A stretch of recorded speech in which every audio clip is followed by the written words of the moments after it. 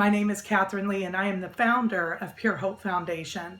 And I want to share with you my story, hopefully weave in some lessons, and then tell you how you can make a difference. See, 21 years ago, I had one of those days that changed my life forever. I don't know if you've ever had one of those, but everything's going along just fine, and then something happens. Well, for me, it was the day that I heard the words, "Kelly and the baby died last night." What I was being told is that my 31-year-old friend, who was 9 months pregnant, had had an aortic aneurysm, and we lost her and her baby. And this and everything I've done forward is for their legacy, that there would be purpose to that pain. I went home from their funeral, I got down on my knees, I cried out to a God that I have to admit I didn't even believe in anymore. But I didn't know what to do with that moment. And so I cried out, I said, "What do you want me to do with this? And if you're real, please prove it." Well, I love to say God's been a show off ever since. And it began as I got up off my knees after that time of surrender saying, "I will follow you if you will prove that you're real to me." And so the first thing that was in my heart was to live expectantly. I remembered, "Seek and you will find." And I thought, I will live expectantly. Second is I heard pure hope whispered in my heart. I don't know how to explain it, but I knew it meant something. Number one, my name, Kathrine Nadine, means pure hope. But I also knew in that moment that we were all designed from the beginning of time with a purpose in mind. Now, I didn't know what pure hope meant, but I just kept following God, seeking Him, asking for His direction in life through reading His Word. And I began to get stronger. I began to see how to make decisions well. And I began to move forward, and God began to bless my life in a way I can't even describe. But that pure hope was always there in my heart. I began to do all sorts of amazing things. God opened up platform and opportunities to me. I wrote curriculums. I did speeches all over the world, but nothing was sacred enough for pure hope. But then one day I met a man on a plane. I was flying. I don't like to talk when I fly, so I had on my headphones and a book in my lap, everything that says, don't talk to me. And this man came on the plane, and I thought I was safe because, men don't typically chit-chat on an airplane, but he tapped me on my shoulder. I gave him a brief, "I don't want to talk," quick answer. He tapped my shoulder again. I did the same thing, but the third time I heard that still small voice that I had come to know directing my life say, "Talk to him." And so I took off those earphones and I began to talk with this man. And about halfway through the flight, oh my gosh, we were laughing. We were just having the best time. He was smart and handsome and charismatic. He was a leader. He was obviously successful in life. And he told me that when he got on that plane, he had seen that Bible and faith-based book in my lap, and he knew he wanted to talk to me. Now, at this point, I didn't know that. I just was thinking, oh my gosh, now I know why I wanted to talk to him. God, you wanted me to talk to him because I'm going to set him up with one of my single girlfriends. This guy is amazing. And he told me that he set me up that time so that I would ask him one question. I said, "So tell me, what do you do?" And he said, "I own the second largest pornography company in the world." Well, of course, I was shocked, right? I think often we don't put ourselves in positions where we think we won't know the answers because we think we won't know what to say. But you know what? God did. God immediately responded through me. I have learned when I don't know what to do, I pause and I pray to get perspective, to give God precedence over the situation. And so I just started talking to him. I said, "Really? Tell me about that." Now, he told me later that he saw that Bible and faith-based book on my lap, and he thought it would be funny to see the Bible lady, the church girl, talk to him, like him, and then shock me with this pornography thing, the fact that he owned a pornography company. And he said, "But Kathrine, instead you met me with love, grace, and curiosity, and I didn't know what to do with you." And so as we began to talk, I asked him about his life, I asked him about it, and I finally brought it around. I said, "So tell me, how is it that you get the girls?" Now, this is really important. I want everyone to listen to this piece because this is what he said. He said, "Oh, that's easy. We just send out scouts to malls and high schools, and we tell them to look for girls with daddy issues." Oh, that broke my heart because I was a girl with daddy issues at one point in my life until I remedied that with the father that wasn't always there for me the way he wanted to be, the way he probably deep in his heart would have preferred to be, but didn't know how, or chose otherwise. But the truth of the matter is I had gotten to know my Heavenly Father, and I knew I was loved. I knew my identity, but I knew at any moment I could have been one of those girls at one time in my life, because I didn't understand my value and I didn't understand my worth. And that's what they were capitalizing on. And as we began to talk, I said, can I challenge you on something? And he said, sure. See, I think I earned the right to be heard, because I just sat and listened to him and tried to understand him. And then he said, when I said, may I challenge you on something? I said, I'm just curious. I hear you've justified what you do. This frontal lobe of our brain is our seat of choice, that place that we make decisions out of. And I said, I understand that you have chosen this, but I'm curious if in your heart, ever in the middle of the night, if your hero's heart ever rises up, because I believe that all men are meant to be the protectors of women. And I am just curious if in the middle of the night, your hero's heart ever rises up on their behalf. Well, then he turned and he looked out the window. Mister, I have an answer for everything. Couldn't answer me. And when he turned back around, he started telling me about his wife and his daughter and his divorce. And I said, oh no. And he said, what? And I said, so your daughter has daddy issues. He physically shook. He took a breath and he physically shook. He had never considered his own daughter could be a target. When we were done with that flight, he said to me two things that I'll never forget. He said, number one, Kathrine Lee, I don't think I'll ever sleep quite the same again. And I said, oh, good. And he laughed and I laughed. And then he said, can I get your card? Because I think someday my girls may need you. And in that moment, after 20 years, I knew what Pure Hope was for. And it wasn't about pornography. It was about raising up the heroes' hearts of men. It was about uniting the voices of women again, that we would stop competing with each other and start completing a work that only the united voices of women can do. That we would know who we are, our worth and our value and our identity. And as I started looking into pornography and the issues around that and how that affects men and how that affects women, I started looking at the fact that pornography is the rocket fuel, the jet fuel for the demand of sex trafficking. And sex trafficking, I was shocked, was the number 2 criminal industry in our country and the fastest growing. Human trafficking is the second largest criminal industry in our country and the fastest growing. And so much of that is fueled by the addictive properties of pornography. It traffics the heart of men before it traffics young women. And I thought, I have to do something. I have to step up. And what's so interesting is, if you notice here in the background, there's a picture of a lot of different shoes, because what I've learned is that all of us can step up and do something with this issue. We can make a difference in our own households. Women, one of the things that I learned about this issue of trafficking, when they send out scouts to high schools and malls and now even online, the first thing that they teach these scouts is to compliment a girl. And if she squares her shoulders and says thank you and quits and cuts off communication if it's online, or walks on if it's in person, they tell those scouts she's no longer a target. But if she looks down and pushes the compliment away or wants to continue the conversation, they say, keep going after her. See, we're hungry for validation because we don't understand our value and our worth. And we have to teach our young girls that they're worthy, that they're okay. See, that compliment test is one action step that you can all take. You women can say thank you when somebody gives you a compliment and square your shoulders. Men, you can be a hero and compliment young women and your wives and women in your life, and not just for their looks, but for all of who they are. And when we learn our worth and how to respect each other, and women, when a man compliments you, say thank you. And go ahead and move on if you don't know them. But if it's a man in your life, value and respect him too. See, together, united, we are stronger.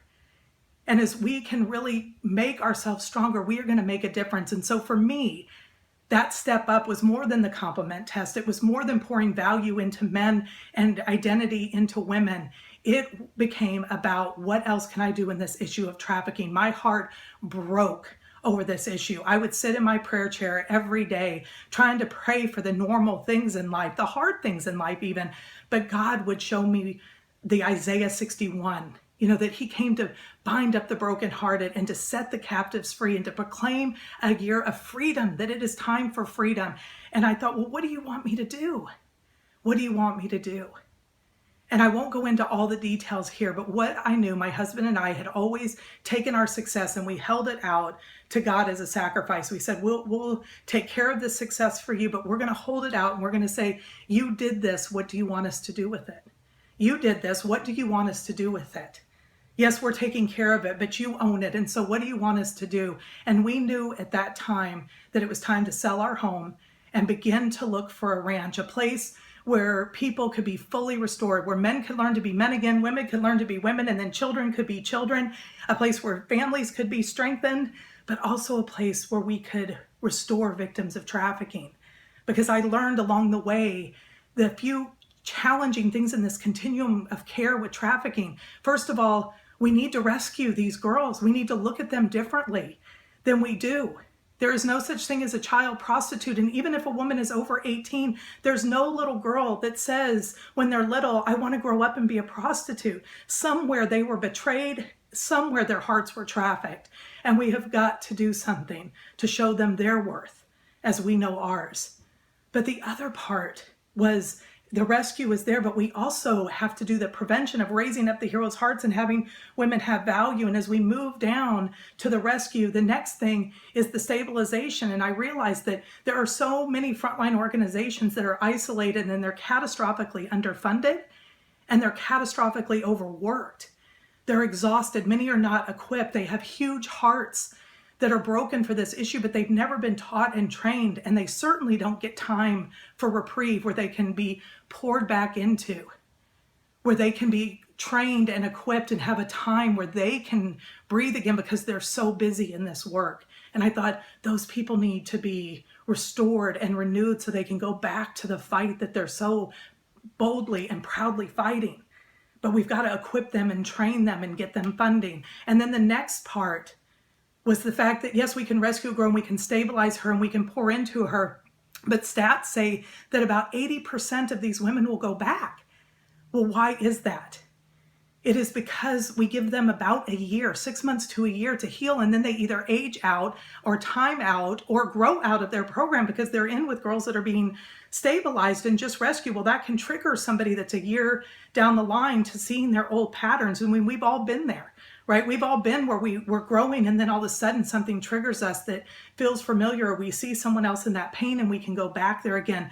We need to give them more time to heal. I mean, let's be honest, women, someone has probably said something to you that hurt your feelings. And how long did it take you to get over it? Some of you still aren't over it. And the truth of the matter is these women have had horrible things said over them over and over again while they're being raped for profit, day after day, many, many, many times a day. And we need to give them everything they need to heal and know their identity again and give them the time and the support coming out. And so that's what Pure Hope Foundation, we saw that was our niche. We were going to raise awareness and do the prevention part by strengthening families, bring people to the awareness of those frontline workers and educate and hold retreats so that they can be restored and renewed and equipped to go back and out and do their work. But then Pure Hope Foundation would create these next stage homes where these women could come for another year or more of healing, where they could get vocational and educational training. They could get all sorts of therapy, ecotherapy, not just talk therapy, but life skills. And ecotherapy means being out in nature, where they could have equine therapy with all sorts of animal therapy, because it heals our heart and it heals our brain when we are in nature. And so all of these things with the vocational educational training is what Pure Hope Foundation and our Hope Homes are all about. And we work in partnership with those frontline rescues, because without them, there is no rescue. Without us, there may not be any full restoration and identity where these women can stand on their own, clothed in strength and dignity. So I just want to say to you, when I first started out, I had a total crisis of faith. I have to admit, it sounds like I've got this huge heart and everything just one after another, but that is not true. It has been hard, but it has also been the most fulfilling thing I've ever done. And whatever it is that you're going to do, sometimes this is a hard issue to look at, but what I want to tell you is it's worth engaging in. But in my crisis of faith, I just want to share this story with you to just affirm and confirm that even when we are afraid if we will move anyway, it'll be confirmed that we're doing the right thing. And for me, I had a total crisis of faith. We had put our house on the market. We got on the road and we're doing a speaking tour. I was sharing just 5 minutes of a personal development talk that I was doing about creating a lifestyle and leaving a legacy that we can, meet our needs, but we can also have our desires and we can leave a legacy. And I would talk about how you can do that with $5 a month. You can leave a legacy, or you can do it in a huge, big way, but it's all big. And I would talk about Pure Hope Foundation and share a board that just had pictures of what the future looked like. Well, people were responding everywhere. Well, that scared me. It was one thing for me to do this, my husband to do it, our family to sacrifice, but it was a whole nother thing for people to be watching and pouring in. And I don't know why, but that put me to this place of crisis of faith. Like, this is just too big. It's too much. I can't handle it. And my husband, Michael, I was in a spin and I said, call the realtor, take the house off the market. And he said, honey, why don't you pray? Why don't you ask God for confirmation? I see you're in that crisis of faith. And so I did. There's a story in the Bible of a man named Gideon that was called to do something bigger than himself. And he got to that crisis of faith and said, not me, I'm the least of these. But he did have enough faith to put out a fleece. And what that means is it was a piece of material where he said, God, please confirm this.